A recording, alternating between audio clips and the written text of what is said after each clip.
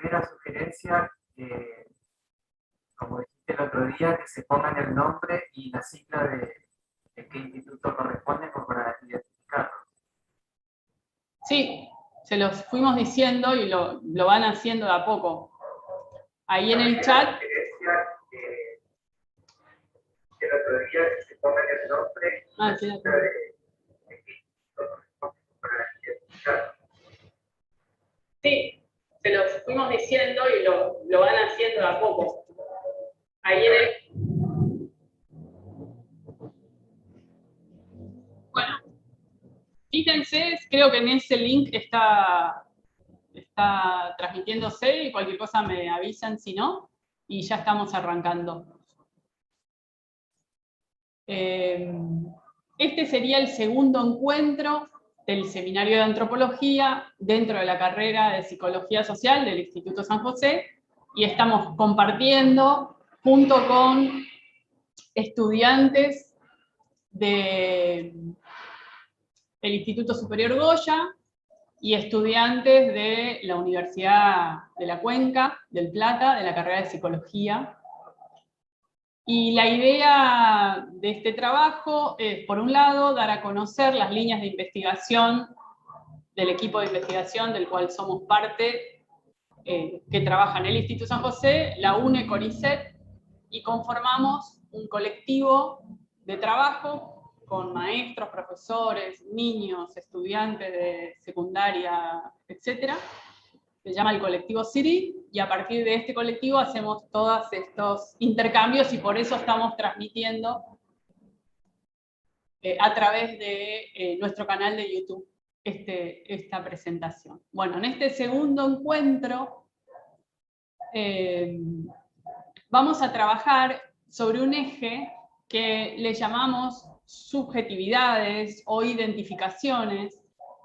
Vamos a trabajar alrededor de cuestiones que en nuestra investigación están alrededor de cómo nos vamos constituyendo subjetivamente. Lo digo de este modo también porque sé que en la carrera de Psicología Social, y seguramente la de Psicología también, se trabaja o se piensa de este modo, en el sentido de cuáles son las cuestiones, las condiciones, las instituciones, las interacciones que nos hacen ser o nos hacen ir siendo estos que somos, ¿no? ¿Qué procesos de subjetivación, en qué procesos de subjetivación participamos para ir configurándonos del modo que somos, con las identificaciones de todo tipo con las que nos vamos identificando para presentarnos, para ir, no sé si entendiendo, conociendo quiénes somos en las distintas situaciones de la vida, ¿no? Entonces hoy vamos a compartir dos investigaciones que en algún punto pueden ser muy diferentes, dos investigaciones muy importantes para nosotras. Una de ellas es sobre la vida de un excombatiente de Malvinas y todo lo que hay alrededor de estas memorias que nos constituyen, ¿no? Las memorias, los olvidos también nos hacen ser lo que vamos siendo, ¿no? Y otra investigación en la que trabajamos sobre la transmisión intergeneracional de las lenguas en nuestra provincia. Es un trabajo de investigación que hicimos con dos familias del interior de Corrientes, y dos miembros de esas familias son parte del equipo de investigación. Entonces son investigadoras nativas, decimos nosotros, ¿no? Y la investigación de Malvinas o del excombatiente también está llevada adelante por investigadores nativos, niños investigadores nativos del paraje, del contexto local donde esas memorias se han elaborado, ¿no? Y se han reelaborado. Así que estos serían los dos trabajos que vamos a presentar hoy, y si bien pueden ser muy diferentes, están en eje en la cuestión de la subjetividad, tal como se los planteé o como nosotros lo pensamos, ¿no? Después ya vamos a intercambiar lo que a ustedes les parezca y cómo estos trabajos pueden o no pensarse desde sus propias formaciones o intereses. Así que vamos a arrancar con el trabajo que va a presentar Florencia Conde. La dejo a ella con el título y con cómo lo quiera presentar. Sí, bueno, buenas noches. Hoy va a estar Mabel también acompañándonos, porque bueno, es parte de este gran proyecto y la promotora de este proyecto. Pero bueno, ayer tuvimos la presentación del libro del Pojaca, que la habíamos compartido la semana pasada, y bueno, fue muy fuerte todo y está como, no pudo, me dice, no estoy con las energías suficientes como para estar, así que bueno, vamos a intentar ser sintética. Yo voy a intentar ser sintética en la parte que por ahí le tocaba más a ella. Eh, Contarles un poco a ver cómo sigue la historia, porque este proyecto que iniciamos fue en simultáneo al proyecto de hierbas medicinales y de cómo hicimos el libro, que se acuerda que les veníamos contando. Eh, lo iniciamos, si bien había intereses ya antes del 2018, porque Mabel siempre tuvo como una intención y como está muy involucrada en lo que sería como la causa Malvinas, sobre todo con el reconocimiento de los restos de los soldados que son NN en Darwin, que no están reconocidos. Bueno, por suerte cada vez son menos los que no tienen en sus lápidas sus nombres. Y bueno, y un poco en la escuela anterior de la ELISA, que habían escuchado ustedes en San Roque, la investigación de la caracterización sociolingüística, ya ahí con Caro ya habían hecho todo un proceso, porque esa escuela lleva el nombre de un excombatiente, de un caído en Malvinas, Gabino Ruiz Díaz. Eh, y bueno, estando Mabel de directora, se inició todo el proceso para el reconocimiento de los restos de ese soldado. Entonces ese fue como el antecedente. Cuando se traslada a San Luis, a la escuela rural de Arroyo Pontón, Mabel llega y se encuentra que esa escuela no tenía nombre, y para ella es muy importante el nombre. Entonces, bueno, propuso al equipo, digamos, puso sobre la mesa su interés de que podamos trabajar en algún año sobre esa cuestión. Los nombres que surgieron eran dos, y uno era el nombre de un caído, que es Ramón Cirilo Blanco, que es oriundo del paraje. No hizo la escuela ahí, pero bueno, su familia vive muy cerca de la escuela, él se crió ahí sus primeros años, y este chico estaba registrado como acá en Corrientes Capital, porque bueno, su domicilio legal estaba acá, entonces quedó como que es de acá de Corrientes, cuando en realidad no, digamos. Eh, sí, es cierto, es la Cruz Roja la que está encarando ahí lo que dice Marisa, es la que está encarando este proceso del proyecto humanitario Malvina. Eh, bueno, a ver dónde me quedé. Bueno, entonces eso surge como una propuesta de Mabel, y nosotras con el equipo es como que acompañamos, siempre que la investigación está ahí, acompañamos, por más de que inicialmente no había como una relación directa del guaraní o teníamos no es la sospecha, la confirmación de que, bueno, muchos excombatientes y caídos en Malvinas eran hablantes de guaraní y son hablantes de guaraní, pero bueno, era como un tema que no era el guaraní en principio, en primer plano. Y yo les voy a contar sintéticamente cómo durante 2 años hicimos toda una investigación en el paraje para reconstruir los datos de este soldado, porque el trámite en el Consejo de Educación Superior implica que se haga una biografía de la persona en la que iría el nombre de la escuela. En este caso, la verdad que había muy pocos datos, porque la familia, él es el hijo, el menor de 10 hermanos, 5 por parte de madre y 5 por parte de padre. Se crió con su tía, después con su abuela, después con su tía materna, fue vino, no era como en la familia tradicional, donde podíamos ir el papá, la mamá y preguntar, los papás están fallecidos, los abuelos están fallecidos, quedaba una tía materna, bueno, entonces era como armar un rompecabezas. No había ido a la escuela de Pontón, había ido a otra, entonces bueno, así fue como iniciamos, no teníamos mucha información. Mabel podía haber ido a conversar con un familiar, algunos datos, presentar eso y se aprobaba eso y se ponía el nombre, pero ella quería que tenga un sentido para los protagonistas, los pobladores, los alumnos, los maestros, y que se puedan sentir identificados con ese proyecto, digamos, que no sea algo desde solamente de la dirección. Esperen que les voy a compartir algunas imágenes para ponerle un poco de cuerpo a lo que estoy diciendo. Este es un banner que armamos con los chicos para lo que fue el acto, que ya es el final de la película, ya les cuento enseguida.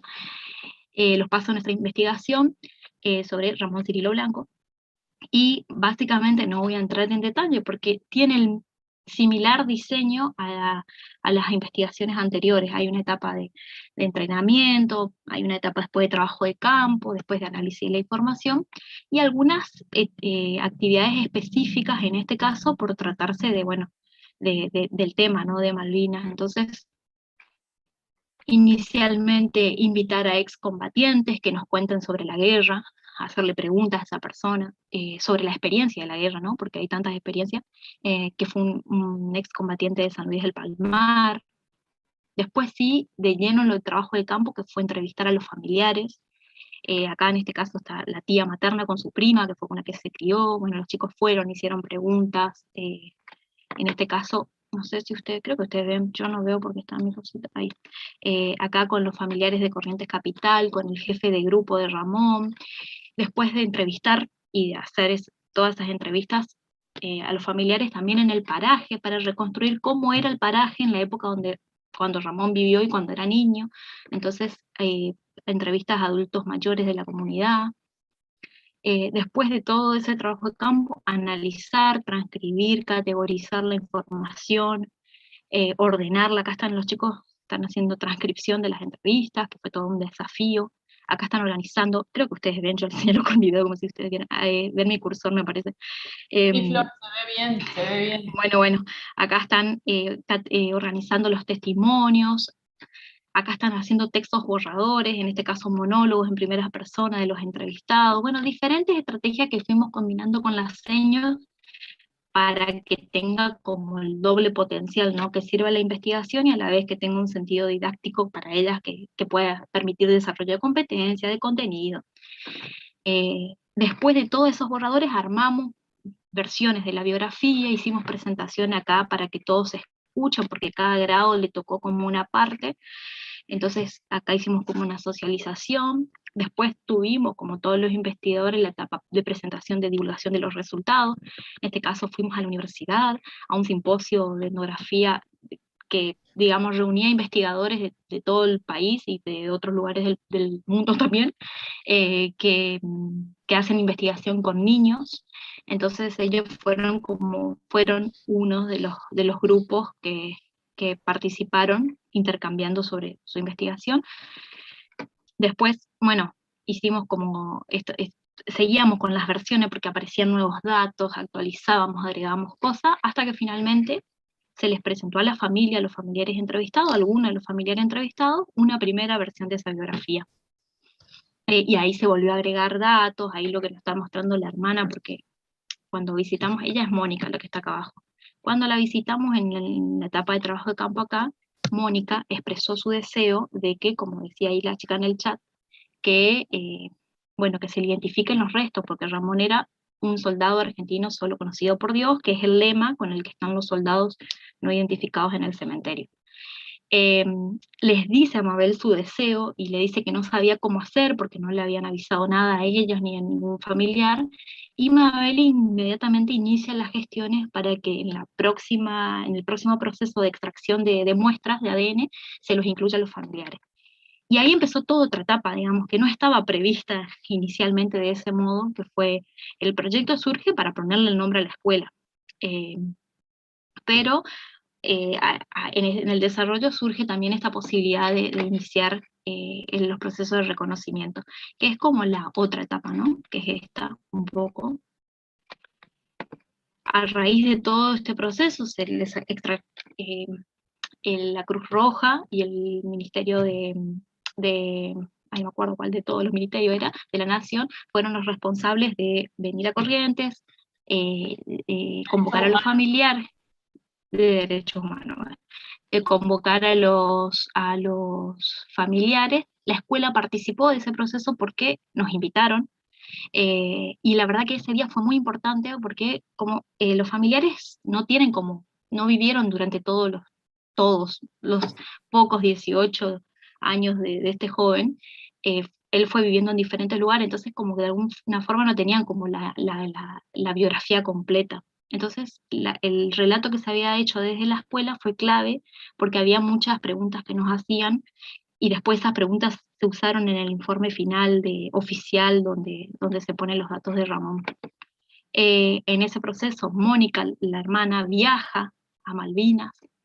En realidad estoy adelantando la película porque me faltó contarles que finalmente se le pone el nombre a la escuela en el 2019, 14 de junio, y se reconoce a Ramón, también los restos de Ramón, y esa placa que estaba en Darwin, que es Soldado Argentino Solo Conocido por Dios, se entrega en custodia a la escuela, y actualmente está en la escuela, y obviamente en Darwin se reemplaza por la de el nombre de su nombre, digamos, porque esta foto que está es del cementerio Ramón Cirilo Blanco, y esta es en la escuela, que está una tía el día del acto. Esto fue el día del acto, un evento sumamente emocionante y sumamente importante en la comunidad, y también para la familia de Ramón, porque fue como simbólicamente también una situación de entierro, digamos, y de, como por así decirlo, del velorio de Ramón, porque fue la oportunidad de procesar la pérdida, pero también de sentir que había un pedacito de Malvina, como dicen los chicos, de reencontrarse, que algunos no se conocían, los hermanos, y para la comunidad fue muy importante también, no solo por la convocatoria que tuvo, sino también porque los chicos se sentían protagonistas y parte de que, bueno, de que gracias a su trabajo esto estaba ocurriendo. Ahí ven el nombre finalmente, Escuela número 784, Héroe de Malvinas, Ramón Cirilo Blanco. Y esto fue un poco así sintéticamente lo que fue el proyecto en sí. Les dejo de compartir y ahora les cuento un poquito, porque yo estoy acá en la escuela, estoy en la escuela como investigadora, entonces yo voy detrás de los usos del guaraní, los saberes locales, cómo ingresan a la escuela. Y cuando nos propone Mabel el tema Malvinas, era como que yo inicialmente veía una distancia con respecto a los saberes locales, porque yo decía, bueno, Malvinas es un tema que nos atraviesa a todos los argentinos, ¿qué tiene de local? Un poco acotado mi pensamiento también de considerar que los saberes son aquellos tradicionales, como las lenguas, las hierbas medicinales, no sé, las leyendas, por ejemplo, que son los temas que decimos como propios, ¿no? Eh, y no veía como directamente esa relación de saberes locales, Malvinas, pero igual, a mí me interesa saber qué pasa con la investigación en la escuela primaria, qué pasa, qué sucede cuando se propone a los niños que sean investigadores. Entonces, por supuesto que me sumaba y iba a participar más en todo lo que sería acompañar a los chicos en ese proceso. Y la verdad que me enseñó mucho Malvina, el proyecto, Ramón. En este caso todos conocimos a Ramón Cirilo Blanco, un niño de zona rural, hablante de guaraní, que trabajaba en las chacras, que no logró terminar la escuela primaria. Conocimos las circunstancias en las que fue convocado a la guerra, la repercusión en la familia, un poco de la experiencia como soldado, aquello que lo caracterizaba, que lo distinguía. También conocimos a su familia, y detrás de esa familia a muchas otras familias del paraje. Aprendimos un poco más sobre la historia del lugar donde nació y donde nacieron y viven actualmente los alumnos de la escuela también, porque reconstruimos el paraje en esa época. Y este proyecto fue encarado desde una escuela primaria, ¿no? Una de las instituciones estatales en las que se producen, circulan y también se internalizan muchos discursos oficiales sobre el pasado, sobre las interpretaciones del pasado, y específicamente sobre la guerra de Malvinas se producen discursos que organizan, que construyen y que interpretan este hecho histórico que atravesó nuestro país. Y estos discursos que en general se reproducen en los actos, en los discursos, en las actividades, en lo que se enseña, en lo que se silencia. Estos discursos que seguramente están inscriptos en nuestras memorias escolares, en todos los que estamos acá presentes. Esos discursos comunes que seguramente, bueno, son muy escuchados. Y acá lo que pasaba además es que las maestras tenían los espacios para correrse de esos lugares y comentar las imágenes, los recuerdos, las experiencias de ellas mismas durante esos años, y hablar no solo de los libros y los actos, digamos, sino de recuerdos familiares, de experiencias de ellas como ciudadanas, como amigas de soldados, como espectadores de lo que decían los medios de comunicación en ese momento, de las tristezas y de las alegrías de esos años. y de lo que significaba la guerra para ellas también. Así que en ese sentido, en la posición docente fue también una oportunidad para trabajar el tema desde otro lugar. Y como les dije, nos acompañó durante 2 ciclos lectivos el tema Malvina, no es que fue solamente el 2 de abril y el 14 de junio, y no se basó exclusivamente en los datos habituales que se suelen enseñarse cerca de esta fecha, porque desde la escuela justamente se estaban reconstruyendo memorias locales, se estaban visibilizando otras experiencias, los silencios, las violencias, que a veces esas versiones oficiales soslayan, y así pudimos entender que la memoria no es homogénea, que se pueden construir diferentes sentidos en torno a un pasado, en este caso común, que estos sentidos se pueden resignificar, se pueden actualizar en función de acontecimientos actuales, en este caso todo lo que movilizó el acto, la investigación, seguramente hizo que esos sentidos se vayan actualizando, transformando, y hablar de Malvinas en este contexto histórico y en este punto geográfico, desde este paraje y en este paraje, nos permitió también descubrir como otros matices de la guerra, recuperar diferentes experiencias no solo de los soldados, sino de familias correntinas. También nos permitió ver este después de Malvina, con todo este proceso que les contaba de identificación. Y sobre todo el proyecto puso en foco historias locales, familiares, íntimas y cotidianas, que también hablan de la guerra, pero también no solo de la guerra, sino también de la pobreza, del hambre, de la migración, de la desigualdad en el acceso a la información, de las lenguas que se hablaban y que se callaban, de las noticias equívocas sobre los fallecimientos de soldados, de ocultamientos intencionales, de olvidos, de lutos, y aprendimos cómo los grandes eventos históricos pueden ser retratados también a pequeña escala en estas memorias íntimas, mínimas, donde también se estaban elaborando sentidos sobre esta guerra que nos atravesó a los y las argentinas y argentinos. Ya voy cerrando, Caro. Pero quería decir como también rescatar esto de la conciencia que tienen los chicos sobre la relevancia social de este proyecto. Un proyecto que viene a ser visible también una vacancia, porque durante un acto en San Luis del Palmar, que le estaban con todo esto que se armó, bueno, en San Luis del Palmar se le pone el nombre a una calle, Ramón Cirilo Blanco. Y una de las chicas, cuando escucha que estaban hablando sobre Ramón, medio enojada, viene y me dice, ahora hablan de Ramón, antes nadie se acordaba, si no fuera por nuestro trabajo nadie hablaba de Ramón. Y entonces ese sentido de que, bueno, que antes no, esto se estaba inventando y se estaba produciendo, lo tienen muy, muy, muy presente, y también el hecho de que valió la pena todo lo que hicieron, que no fue como una actividad simple, sino que se alegraron de que, bueno, que había un sentido y que valía la pena. Y algo que también tiene que ver con la perspectiva más de los chicos, no exclusivamente, pero sí como estuvimos viendo un poquito cómo para Mabel y para mí era muy importante saber cómo murió Ramón.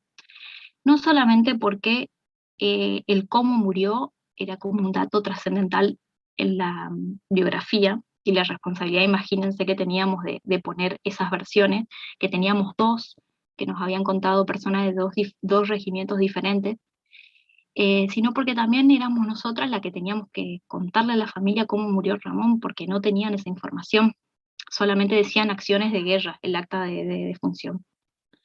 Entonces, bueno, para nosotros fue como un tema en el que pusimos mucha energía, y también en cómo conversar de estos temas con los chicos, ¿no?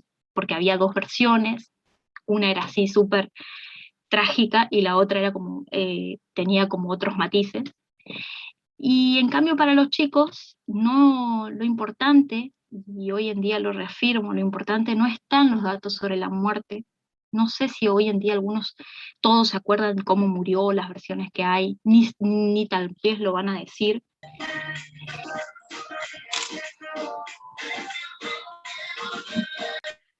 Ahí está.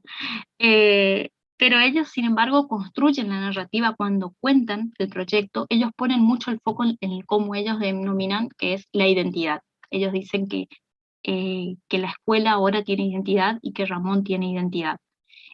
Muy asociada a la cuestión del nombre. Ramón en Malvinas tiene su placa, y la escuela tiene un pedacito de Malvinas, dicen ellos, así lo dicen, con la placa y con el nombre. Entonces, para ellos, hoy en día te cuentan como, no sabíamos ni el segundo nombre, o sea, cuando supimos Cirilo, es como que a ellos supieron todo.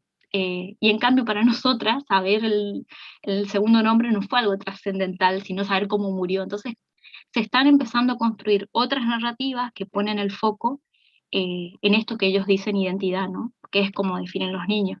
Y esas narrativas se distancian de estos lugares comunes desde lo que habitualmente pensamos Malvina en la escuela, y nos interpela a pensar nuevas preguntas como ¿qué estamos aprendiendo sobre Malvina? Al mismo tiempo que aprendemos sobre Ramón, ¿qué nos están enseñando Malvinas? ¿Qué nos están enseñando Ramón Cirilo sobre nosotros mismos, como nosotras mismas, como correntinos, como correntinas? Entonces, en esas preguntas andamos ahora con lo que nos dejó este proyecto, que se une un poco con el eje de quiénes estamos siendo. Gracias, Flor. Bueno, re lindo, porque siempre a mí me hace pensar cosas. Yo les voy a pedir, antes de escuchar el segundo trabajo, porque todo esto tiene mucha densidad, ¿no? Me parece que el encuentro pasado quedamos así muy conmovidos, nos pega por todos lados, nos hace pensar. Entonces, por un lado, les voy a pedir a los que no se nombraron todavía, para poder armar los grupos, que se pongan, si son del Instituto San José, si no pueden, que nos digan, y entonces nosotros los nombramos, y renombrándose, apretando los 3 puntitos que están a la derecha, arriba de su imagen, lo pueden hacer.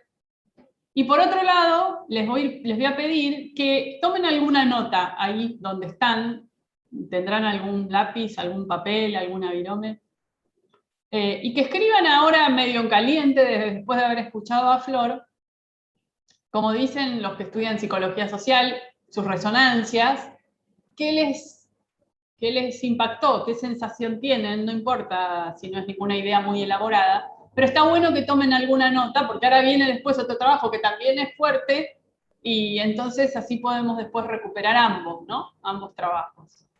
Entonces, mientras algunos se renombran, vayan tomando alguna nota de lo que les ha impactado o hecho pensar o conmovido esta presentación.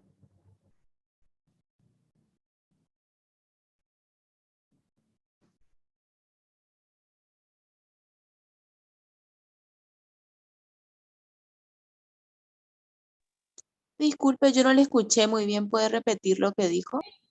Sí, veo que estás renombrada, yo les estaba pidiendo que se renombren y que escriban ahí en algún papel que tengan algo de lo que les haya impactado, gustado, preguntado, alguna resonancia de lo que escucharon. Que tomen alguna nota para que no se olviden de eso, ¿no? De lo que han sentido.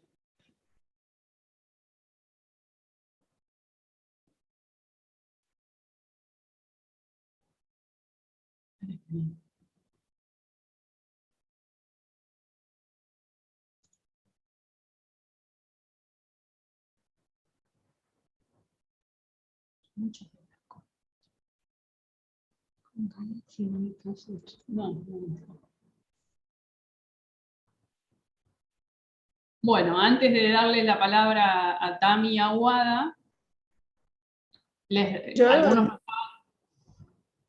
algunos no estaban al inicio, entonces les voy a recordar o decir, ya no sé si les dije, ¿no? Hoy vamos a trabajar hasta las 9:30, no más. El viernes que viene lo vamos a hacer un poquito más largo y no vamos a juntarnos el último viernes de octubre. Haríamos 3 encuentros, hasta las 9:30 con estos 2 trabajos, y el viernes que viene tenemos más trabajos, entonces se va a alargar un poquito más. Le vamos a poner más garra a ese en tiempo, ¿sí? Bueno, entonces ahora sí, las presento a Tamara Alegre, a Guadalupe Quirós. Tamara está en Corrientes, Guadalupe está en Cacatí, y ellas van a... Silvia no se puede renombrar, ahora te renombramos, decinos de dónde sos. Ellas van a contar una investigación en la que estuvimos juntas durante varios años, trabajando con sus familias. Ellas les van a contar ahora, así que cuando quieran, chicas. Bueno, vamos a arrancar con un videíto.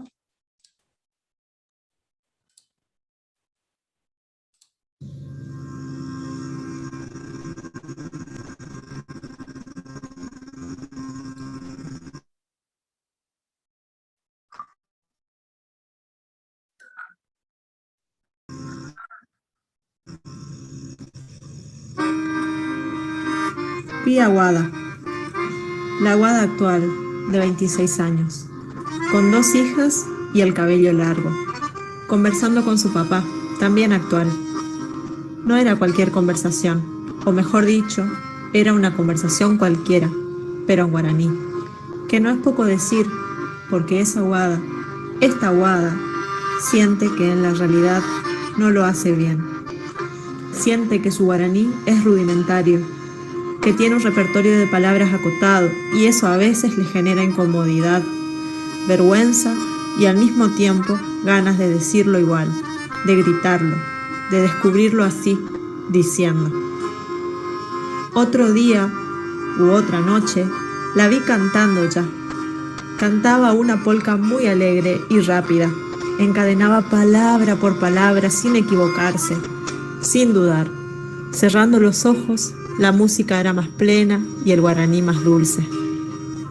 La feliz llegada del guaraní alojó en mi cuerpo de recién despertada o recién levantada un sentimiento inexplicable. Si me preguntas, no recuerdo el sueño, es decir, las palabras exactas, el lugar y esas cosas. Mi memoria seleccionó lo más importante: el guaraní, la música y papá. No lo dije al principio, pero esto que vi sucedió en mis sueños. Y Wada soy yo. Y nunca pude conversar con vos. Querida bisabuela, justamente en medio de las preguntas que me estaba haciendo, nos encontramos las dos solas, sin intérpretes, sin traductores. Teníamos que pasar de a uno a verte en la sala de terapia intensiva. Estabas tan chiquitita, tan vulnerable. Nunca te había visto así. Me acerqué a tu camilla y al rato me hablaste, y solo en guaraní. No entendí y no lograré saber qué fue lo que me dijiste. ¿Me habrás pedido algo? ¿Me habrás contado algo que tenía que saber? No sabía qué responderte, si te dolía algo, si moverte la almohada, si podía acariciarte. Atiné a decirte que llamaría al tío para que podamos ayudarte y salí a buscarlo. Y ese es el último recuerdo que tengo con vos y sin dudas uno de los más tristes. Baichaban de Bujaré, Cherera Tamar Alegre, Ja Changuirú Guadalupe Quirós. Bueno, somos hoy profe en Ciencias de la Educación ambas. Yo formo parte del colectivo Sirí. Somos un equipo grande, con una beca doctoral, una CONICET. Estoy pudiendo dedicarme a la investigación, eso es importante decir. Y aquí estoy también como profe de la Cuenca del Plata, están algunas de las estudiantes presentes. Y bueno, ahí Wada va a compartir dónde está, qué está haciendo.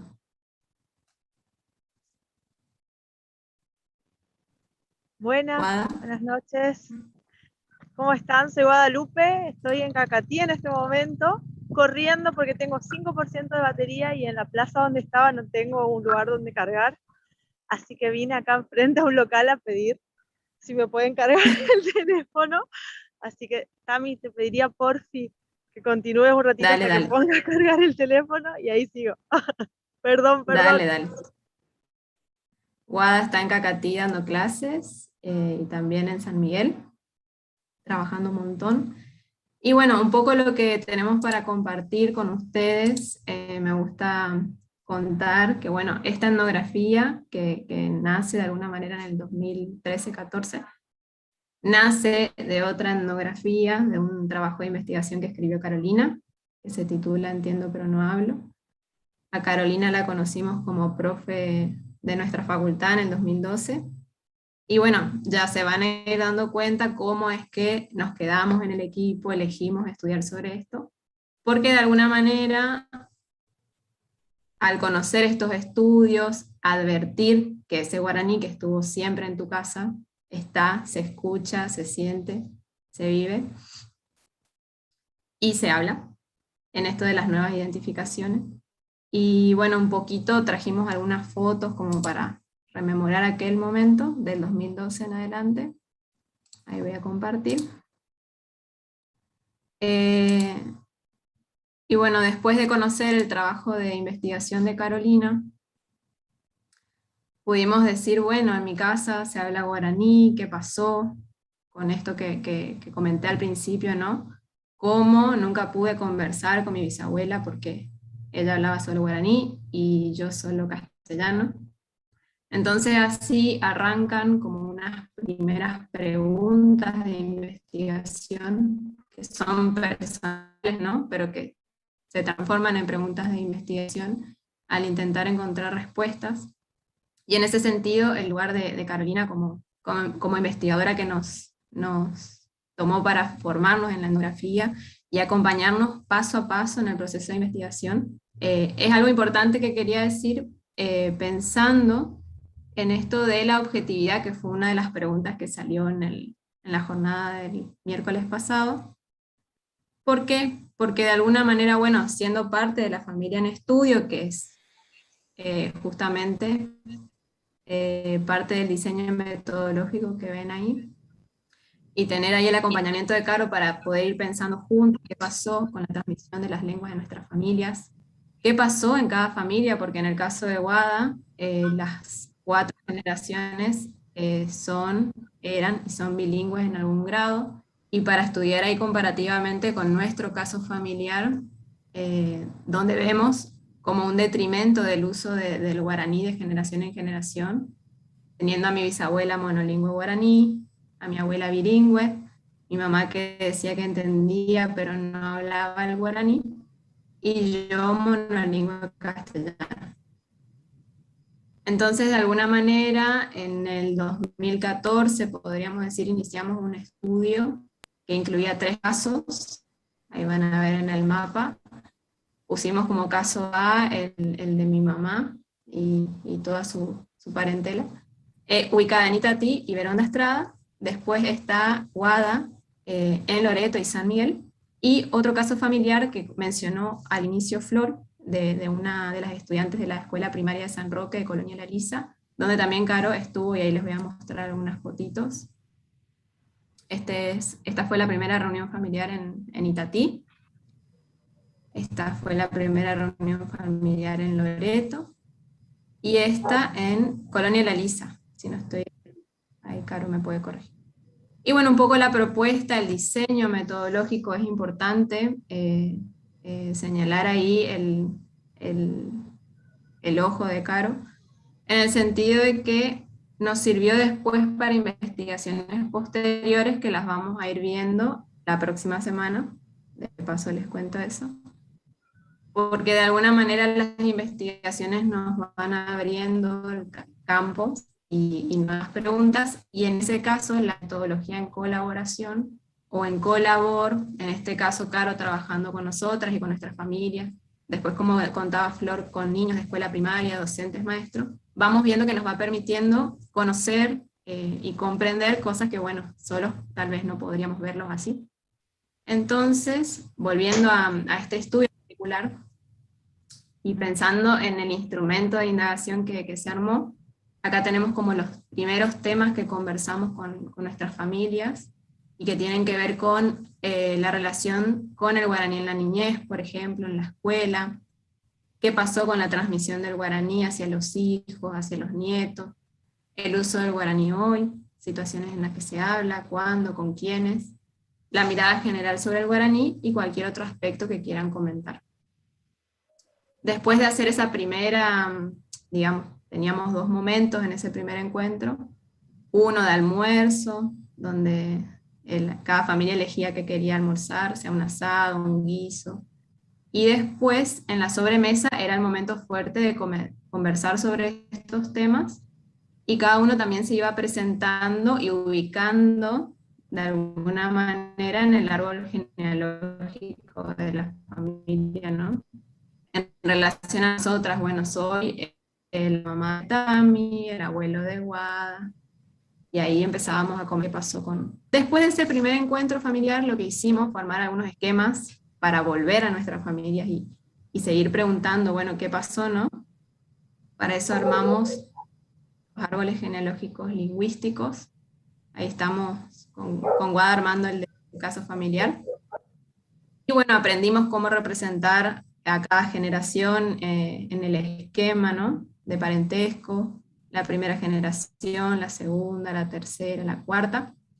Y en eso vimos, bueno, cómo se representan las mujeres con un círculo, a los varones con un triángulo. Acá van a ver que yo eso en ese momento no sabía, lo aprendimos después y lo aplicamos acá para el árbol genealógico de Guada.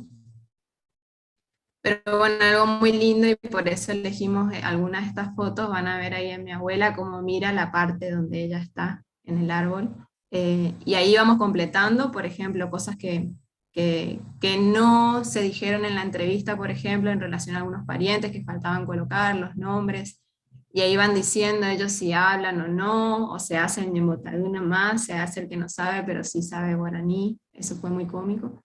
Y a la vez como muy... una manera de validar un poco la información que habíamos producido en ese primer encuentro, y después de ir agregando información nueva.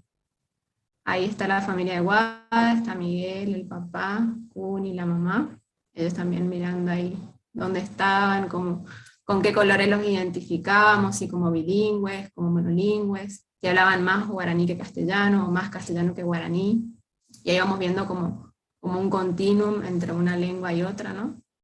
Fueron las primeras veces que vimos eso. Y otra de las estrategias, otro de los esquemas que armamos, fueron a modo de biografías lingüísticas, las líneas de tiempo personales. Y ahí incluíamos, bueno, cuál recuerda que era su primera lengua, si el guaraní, el castellano, las dos. En algunos casos no podían decir cuál era primero, si guaraní, si castellano, porque desde que se acuerdan, en el caso de mamá, ella siempre habló las dos. Y ella decía, ¿se acuerdan? Que dije que entendía pero no hablaba, y de alguna manera empezar a preguntar sobre el guaraní, reconocer que es una lengua, reconocer que somos bilingües, le permitió a ella, desde entonces, ir presentándose como bilingüe, y donde puede ella cuenta que es bilingüe porque habla dos lenguas, guaraní y castellano.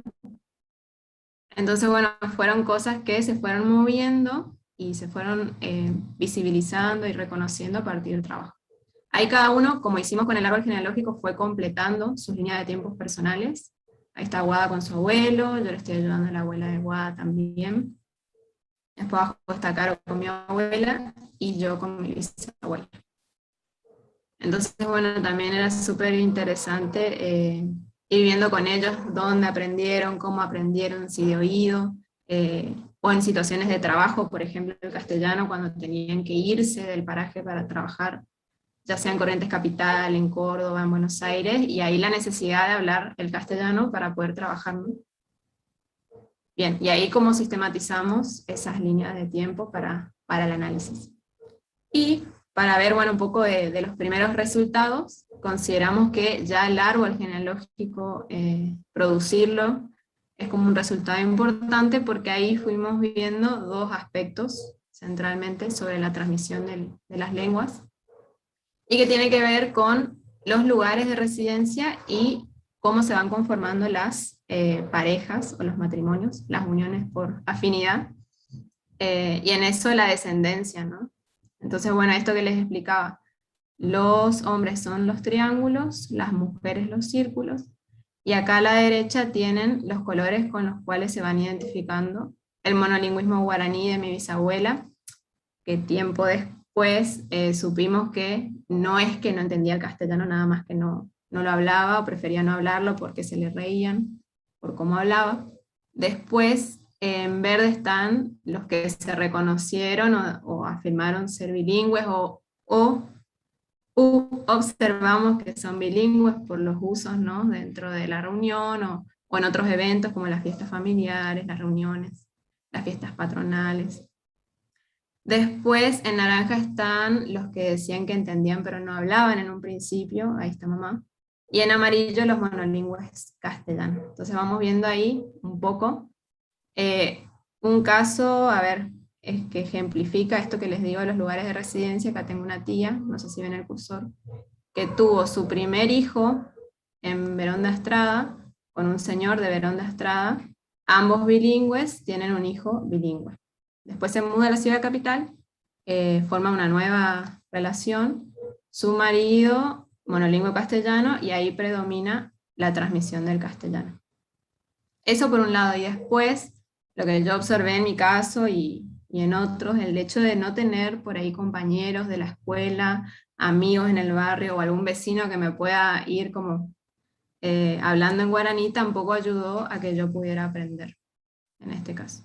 Y bueno, ahí fuimos comparando este árbol con otro, o sea, acá tenemos los usos lingüísticos declarados, lo que entendemos que la gente va diciendo y contando de sí misma.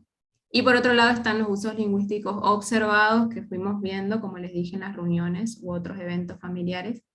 Y ahí yo la puse a mamá como bilingüe porque yo, después de escuchar el trabajo de la profe de la facultad, yo le digo, mamá, pero vos sí hablas guaraní, porque ahí me di cuenta que eso que hablaba era guaraní. Bien, y para ir cerrando esta parte más metodológica, que justamente hoy estamos a full con eso en la cuenca, hablando de eso, otro de los esquemas que armamos fue tratar de representar cómo se dio la transmisión lingüística de generación en generación, es decir, intergeneracionalmente. Y ahí tenemos, en mi caso familiar, una primera generación que habla a sus hijos en guaraní, y vemos, y acá está como la tesis de Caro, ¿no? De la segunda generación a la tercera pasó algo que se traduce en estos términos de cómo opera la ideología lingüística ahí en la transmisión, de que los adultos entre ellos hablaban en guaraní para que los más chicos no entiendan, o no los dejaban hablar en guaraní.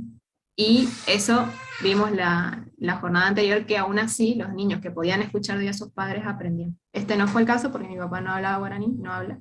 Y ahí mi abuela dice que ella pierde el guaraní con nosotros, porque no puede hablar con sus nietos. Bien. Ahora, Guada, no sé cómo estás. ¿Estás por ahí? ¿Pudiste conectar? Y cerré el... Si no, sigo y después te sumás. Sí, está Guada acá. Estoy bien, no sé si me escuchan bien. Estoy Sí, sentada en una carnicería, acá de una gente conocida. Y bien, yo te estaba escuchando, Tami, solamente que se me aparecían medio tarde las imágenes, pero ahora ya estoy bien.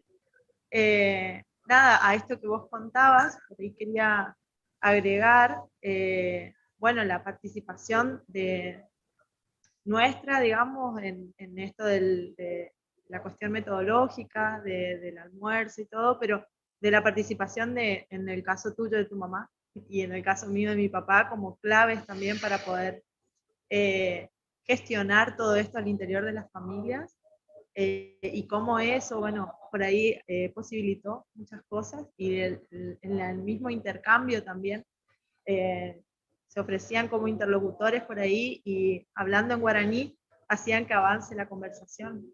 Entonces eso como contando algo de la experiencia en el momento de la entrevista familiar, que fue muy interesante y que por ahí también posibilita que después se puedan dar estos avances, estos análisis, digamos, estos resultados en los análisis.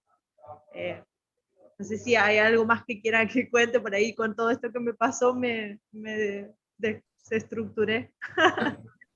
Y ahora un poco la idea es compartir, hicimos un ejercicio de análisis que en etnografía llamamos de reflexividad cada una, para poder pensar en relación con el guaraní.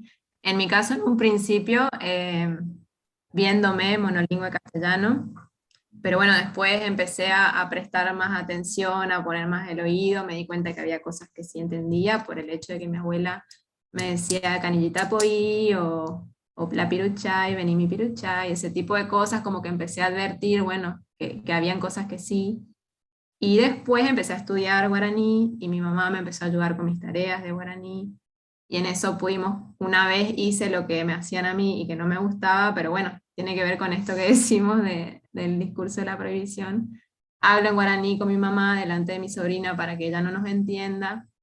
De alguna manera sí fue un momento como súper íntimo y muy lindo con mi mamá, que se me dio de adulta, y por primera vez, entonces fue un momento muy lindo con ella, pero de alguna manera lo que fuimos advirtiendo en este estudio primero, o sea, la primera reacción que tuve, y una de las preguntas también que apareció en el caso de Guada era, bueno, ¿por qué no nos enseñaron? Primero es como que nos enojamos, porque ¿por qué? ¿Por qué nos mezquinaron ese guaraní que queríamos hablar, que queríamos entender las conversaciones de los grandes? Y después, por otro lado, la culpa, pues en mi caso por no haber sido más curiosa, por no haber preguntado más.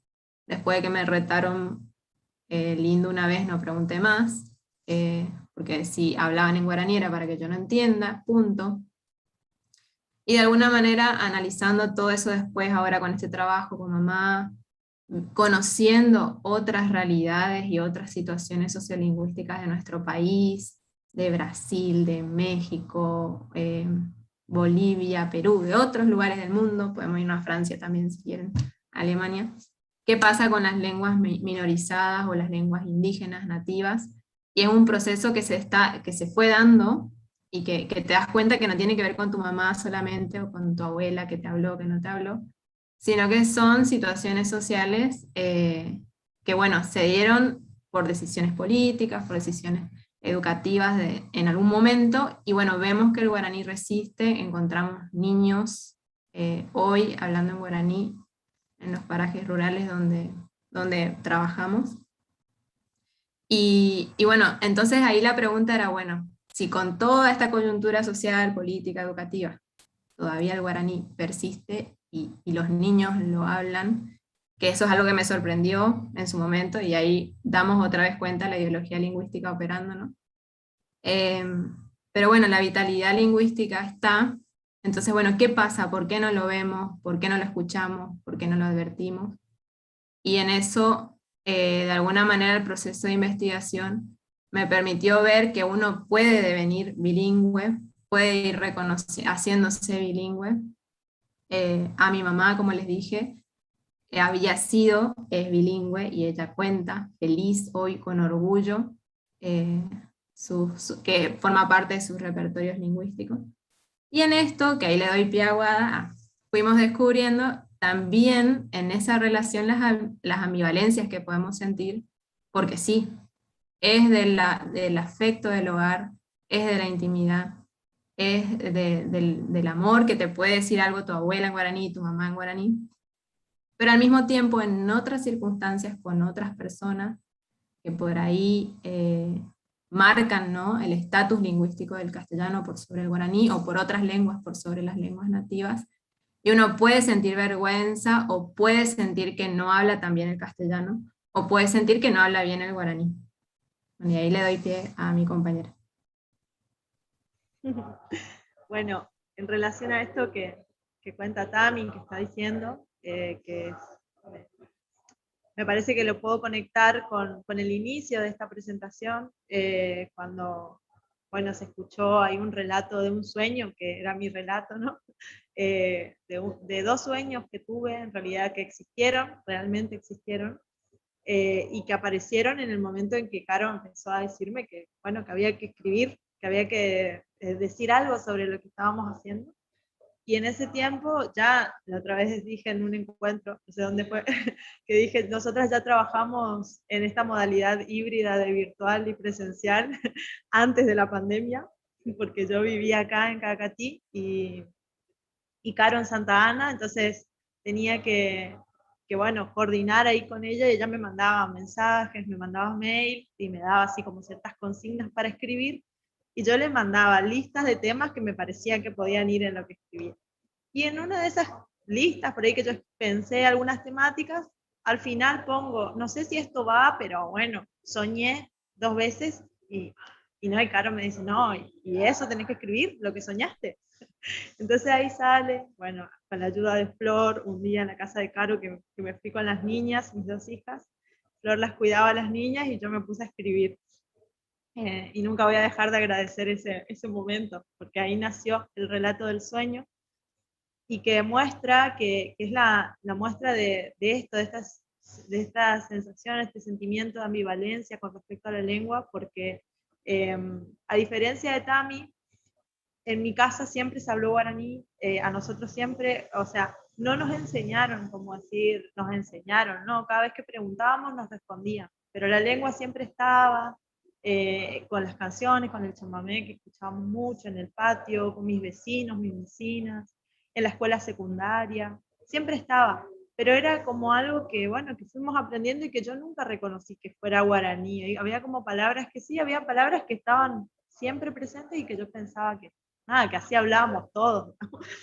Y que después, cuando conocí a Caro, fue como reconocerlo, ¿no? Reconocer que era otra lengua.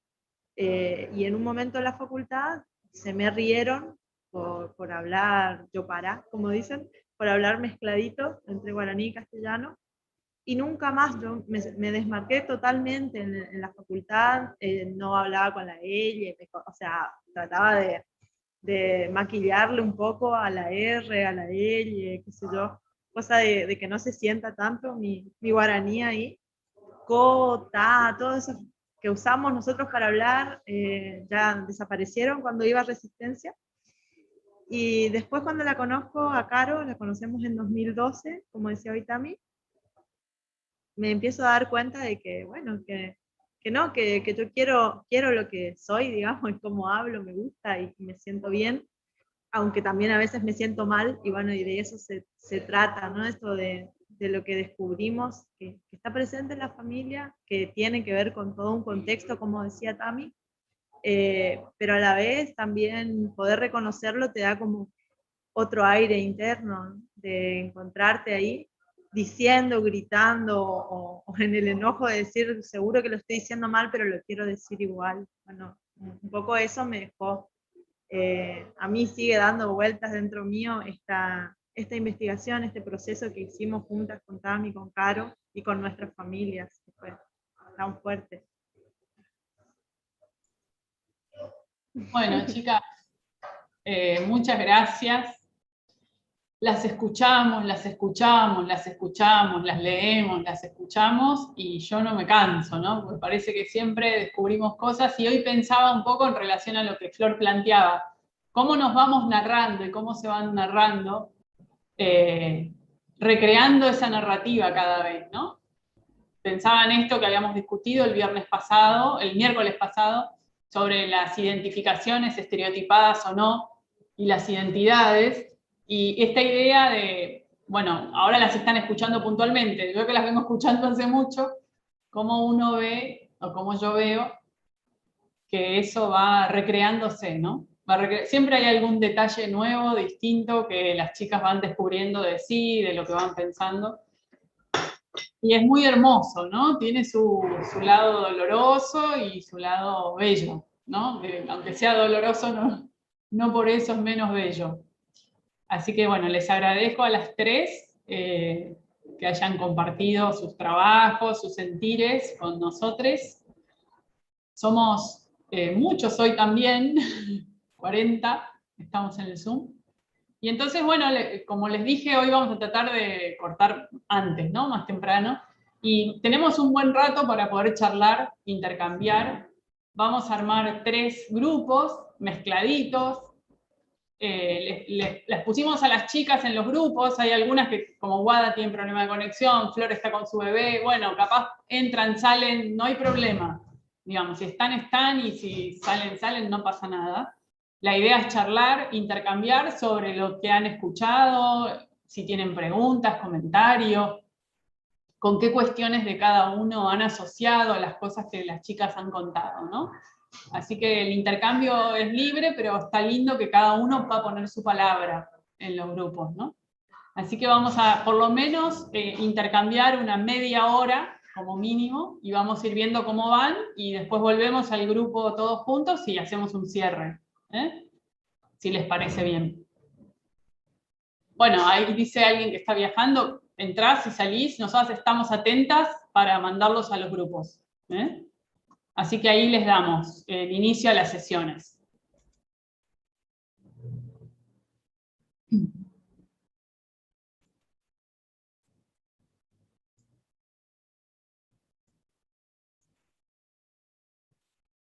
Sí, hoy falta Sí.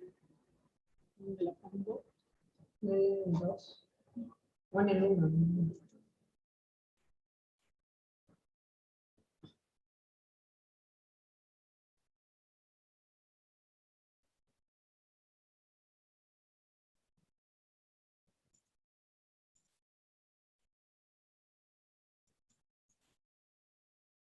No, no entraba.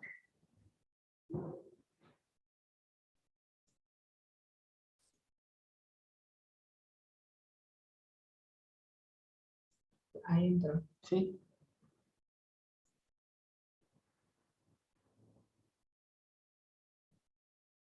Desapareció Galaxy. Si tienen algún problema con el ingreso, nos van diciendo.